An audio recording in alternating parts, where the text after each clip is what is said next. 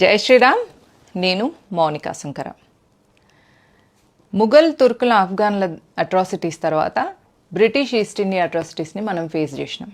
అంటే 800 సంవత్సరాలు వాళ్ళతోని లడాయి అయింది, తర్వాత 200 సంవత్సరాలు బ్రిటిష్తోనైంది. బ్రిటిష్ హిందుస్థాన్ని వదిలేసి వెళ్ళిపోయేటప్పుడు ఆల్ ఇండియా ముస్లిం లీగ్ కానీ జిన్నా కానీ వీళ్ళందరూ ఏమని అడిగిందంటే, మీరు వెళ్ళిపోయేటప్పుడు మాకు ఇచ్చి వెళ్ళండి అని అడిగారు. కానీ అప్పుడు భారతదేశంలో ఉన్న జాతీయవాదులందరూ దానికి ఒప్పుకోలేదు. భారతదేశాన్ని గజ్వే హిందీ చేయాలని వీళ్ళు అనుకుంటున్నారు కాబట్టి వీళ్ళను కానీయొద్దు అని చెప్పేసి, కావాలంటే పాకిస్తాన్ తీసుకొని వెళ్ళిపోండి, అంతేగాని ఇక్కడ మీకు ఇచ్చేది లేదు అని చెప్పారు. అప్పుడు 1923లో వక్ఫ్ అనే ఒక బోర్డును స్థాపించారు ముస్లిమ్స్. అదేంటిది అంటే, భారతదేశంలో ఇక్కడ నిజాం నిరంకుశ పాలనలో మనల్ని చిత్రవదలు చేసి హిందూ సమాజం నుంచి వెళ్ళి రక్తం పీల్చి వాళ్ళు సంపాదించుకున్న ఆస్తులన్నింటినీ వక్ఫ్కి ఇచ్చేసి, ఇక్కడున్న ముస్లింలు పాకిస్తాన్ పోయినాక అక్కడున్న హిందువుల్ని ఇక్కడికి తన్ని ధర్మేసి వాళ్ళ ఆస్తులను వాళ్ళ ఇళ్ళను ఆక్యుపై చేసుకున్నడే కాకుండా ఇక్కడ వీళ్ళ ఆస్తులను వక్ఫ్కి ఇచ్చేసి ఇక్కడ నుంచి వచ్చే రెంట్లను అక్కడ వాళ్ళు ట్రాన్స్ఫర్ చేయించుకున్నారు. అట్లా వక్ఫ్ మొదలైంది. వెళ్తూ వెళ్తూ ముస్లింలందరూ ఏమని ఛాలెంజ్ చేసిందంటే, హస్కే లేంగే పాకిస్తాన్, లడ్కే లేంగే హిందుస్థాన్. అంటే ఇప్పుడు మేము కేక్ మొత్తం కావాలి అని అడిగితే మీరు మాకు ముక్కలు చేసిస్తున్నారు కదా, సరే ఈ ముక్కలు తీసుకొని మేము ఈ క్షణానికి కాంప్రమైజ్ అవుతున్నాం, కానీ భారతదేశంలో ఉన్న ముస్లింలందరూ కూడా హిందుస్థాన్ని గజ్వే హిందీ చేయడానికి పనిచేస్తారు.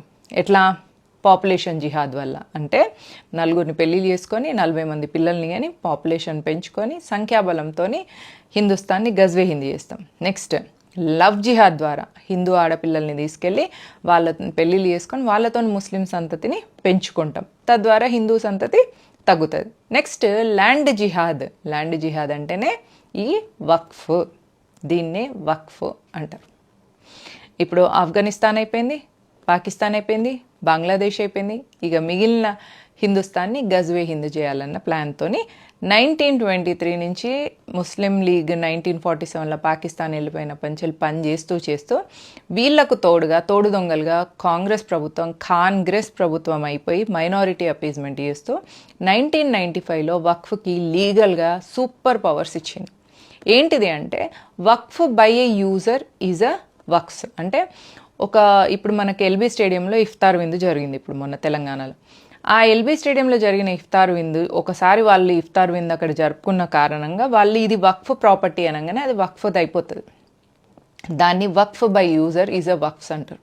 బెంగళూరులో కూడా ఒక పార్కులో వాళ్ళు నమాజ్ చేసుకున్నందుకు దాన్ని వక్ఫ్ది అని క్లెయిమ్ చేయడం వల్ల ఆ ల్యాండ్ వక్ఫ్కి వెళ్ళిపోయింది. ఇట్లా ల్యాండ్ జిహాద్ కింద చేస్తున్నారు. 2013లో ఇప్పటివరకు ఇట్లా చేసినవన్నీ గవర్నమెంట్ ల్యాండ్లు, ఖాళీ ల్యాండ్లు, పార్కులు, స్టేడియంలు ఇవన్నీ పోగా 2013లో కాంగ్రెస్ ప్రభుత్వం మళ్ళీ ఇంకా సూపర్ పవర్స్ ఇచ్చింది. ఏంటి ఆ సూపర్ పవర్స్ అంటే, నాన్ ముస్లిం ల్యాండ్ను కూడా వక్ఫ్ మాది అని అన్నదంటే అది వక్ఫ్ది అయిపోతుంది. అంటే ఒక హిందూది ఎవరిదైనా ల్యాండ్ని, ఇప్పుడు మీరున్న అపార్ట్మెంట్ని వక్ఫ్ వచ్చేసి ఇది మాది అని అన్నదంటే మీరు దాన్ని ఖాళీ చేయాలి. ఎట్లా మేము ఖాళీ చేస్తాం? ఇప్పుడు ఎవరన్నా వచ్చేసి ఈ ల్యాండ్ మాది అని ఎవరన్నా అంటారా? అట్లా అన్నప్పుడు వాళ్ళు ప్రూఫ్లు చూపించాలి కదా అని మీరు అనుకుంటారు. 2013లో కాంగ్రెస్ ప్రభుత్వం వక్ఫ్కి కొన్ని సూపర్ పవర్స్ ఇచ్చుడే కాకుండా ఒక ముస్లిం కోర్టును కూడా ఇచ్చేసింది. అంటే ఏంటిదంటే వక్ఫ్ ట్రైబ్యునల్ అంటారు దాన్ని. అంటే అందులోపల ఇస్లాం గురించి తెలిసిన 2 వ్యక్తులు ఉంటారు, 2 ముస్లిం ఐఏఎస్లు ఉంటారు, 2 ముస్లిం ఎమ్మెల్యేలు ఉంటారు, 2 ముస్లిం ఎంపీలు ఉంటారు, 2 ముస్లిం ఎంఆర్ఓ డిపార్ట్మెంట్ తెలిసిన వాళ్ళు ఉంటారు, 2 ముస్లింలు బార్ కౌన్సిలింగ్ అడ్వకేట్స్ ఉంటారు. ఆ కోర్టుకి మనం వెళ్ళాలి. ఆ ముస్లిం కోర్టులో వీళ్ళందరూ ముస్లిమ్స్ దగ్గర మీరు చూపించుకోవాలి. ఇప్పుడు నేను మీ ల్యాండ్ని నాది అని నేను అన్నా అంటే నేను ప్రూఫ్ చూపించాలి. దాని బర్డెన్ ఆఫ్ ప్రూఫ్ నా మీద ఉంటుంది, ఎందుకంటే అది నేను నాది అంటున్నా కాబట్టి నేను క్లెయిమ్ చేయాలి, ప్రూఫ్స్ చూపించాలి. కానీ వక్ఫ్ మీ ల్యాండ్ని నాది అని అన్నాను, వక్ఫ్ అన్నది అంటే మీరు ప్రూవ్ చేసుకోవాలి ఇది వక్ఫ్ది కాదు నాది అని. అయితే మీరు ఈ కోర్టుకి, ముస్లిం కోర్టుకి, వక్ఫ్ ట్రైబ్యునల్కి వెళ్తే మొన్నోళ్ళందరూ ముస్లింలు ఉంటారు, మీకు అక్కడ న్యాయం జరుగుతుందా? ఇప్పుడు మీ ఇంట్లో ఒక దొంగతనం జరిగింది, మీరు పోలీస్ స్టేషన్ పోయి కంప్లైంట్ చేయాలని పోయారు. అక్కడ ఉన్న మీ ఇంట్లో దొంగతనం చేసిన దొంగోడే అక్కడ పోలీస్ అనుకో, మీకేం న్యాయం జరుగుతుంది? అదే వక్ఫ్ కూడా మీ ల్యాండ్ని తీసుకుంటే అట్లే జరుగుతుంది.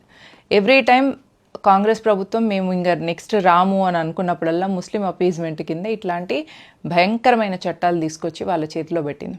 నెక్స్ట్ ఎప్పుడైనా మళ్ళీ కాంగ్రెస్ అమంగళం ప్రతీతమవుగాక ఒకవేళ తప్పిపోయి కాంగ్రెస్ వస్తే భారతదేశంలో ఉన్న హిందూ మహిళలందరూ బూర్కా వేసుకోవాలని ఒక చట్టం తెచ్చినా కూడా ఆశ్చర్యపోవాల్సింది లేదు.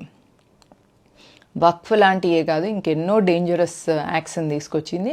అసలు భారతదేశంలో ముస్లింలు ఎంత వైలెంట్గా ఉండడానికి కూడా కారణం కాంగ్రెస్ ప్రభుత్వం. సో మన దగ్గర ఉన్న ఒకే ఒక ఆప్షన్ కాంగ్రెస్ ముక్త్ భారత్. ఈ అమెండ్మెంట్, వక్ఫ్ అమెండ్మెంట్ బిల్ సక్సెస్ అవ్వాలని పార్లమెంట్లో ఎన్డీఏ కూటమిలో ఉన్న అందరూ కూడా దానికి సపోర్ట్ చేయాలని, వక్ఫ్కున్న ఈ సూపర్ పవర్స్ అన్నిటిని తగ్గించాలని మనం కోరుకుందాం. జై హింద్, జై భారత్.